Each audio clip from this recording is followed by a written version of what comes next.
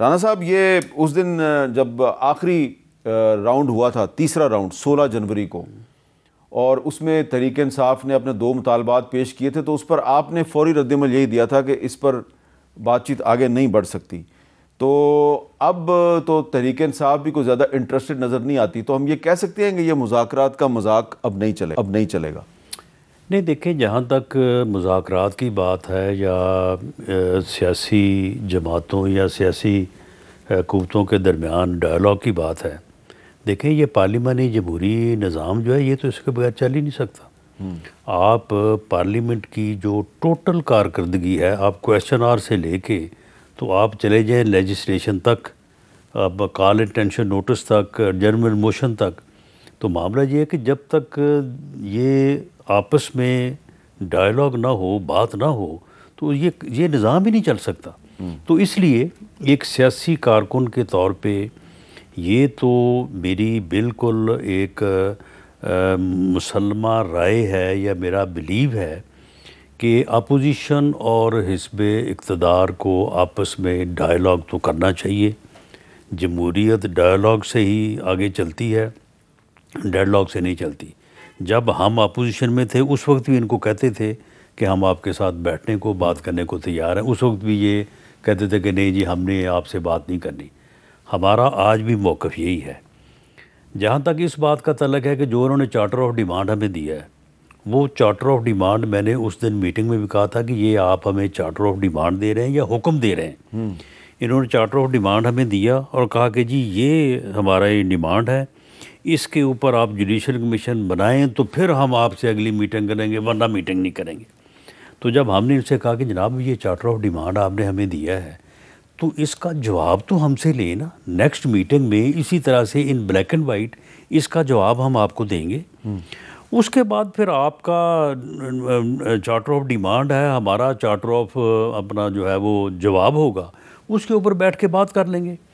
تو انہوں نے کہا کہ جی ہمیں اجازت نہیں ہے عمران خان صاحب کی طرف سے کہ ہم آپ سے اگلی میٹنگ کریں. تو پھر آپ ایسا کریں کہ آپ ہمیں ایک اور میٹنگ ہماری کروائیں بانی پی ٹی آئی سے، تو ہم ان سے پھر اجازت لے لیں گے، تو پھر ہم آپ کے ساتھ اگلی میٹنگ کریں گے.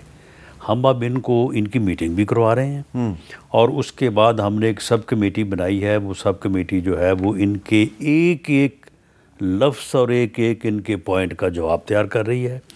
نیکسٹ میٹنگ میں ہم ان کو وہ جواب ان کی خدمت میں جو ہے وہ پیش کریں گے، اس کے اوپر پھر بیٹھ کے بات کرنا. تو یہ جو نیکسٹ میٹنگ ہے یہ کب تک ایکسپیکٹڈ ہے؟ یہ 28 تاریخ کو، یہ اس دن بھی بات ہوئی تھی کہ 7 ورکنگ ڈے کے بعد ہم آپ سے میٹنگ کریں گے. وہ 28 تاریخ کو 7 ورکنگ ڈے پورے ہوتے ہیں.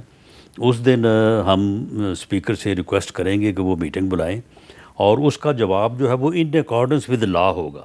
جو اس میں نکات ہیں ان کا قانون کے مطابق جو جواب ہے وہ بالکل اس کے مطابق جو ہے وہ ہم جواب ان کی خدمت میں پیش کریں گے. اور رہی بات یہ کہ مذاکرات نہیں کرنے، یہ تو کرنے ہی پڑنے ہیں. بات جب بھی طے ہونی ہے بیٹھ کے ہی ہونی ہے، ٹیبل پہ ہی ہونی ہے. آپ مجھے بتائیں کہ یہ جو پچھلے 10 ماہ گزرے ہیں، 11 یہ جب سے حکومت بنی ہے، تو یہ روز اسپیکر چیمبر میں بیٹھ کے ہمارے ساتھ بات نہیں کرتے. یعنی جتنی دفعہ میرے ساتھ ان کی میٹنگز ہوئی ہیں اسی کو آپ جو ہے وہ کاؤنٹ کر لیں. باقی تو چلو باقی میٹنگیں کچھ میرے علاوہ بھی ہوئی ہوں. اچھا، آپ کے بارے میں آف دی ریکارڈ ان کا جو موقف ہے وہ بڑا پازیٹیو ہے.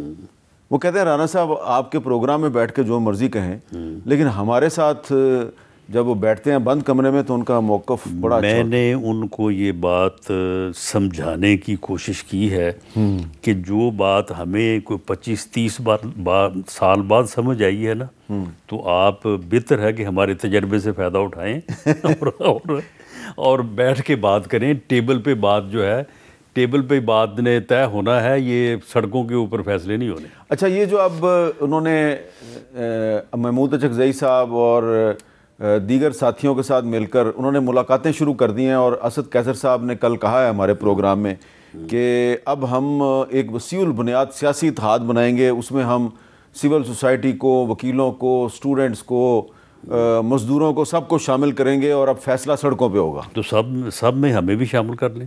اچھا آپ بھی لیکن ایجنڈا معاملہ یہ ہے کہ ہم کوئی پی ایم ایل این کی گورنمنٹ تو نہیں ہے نا.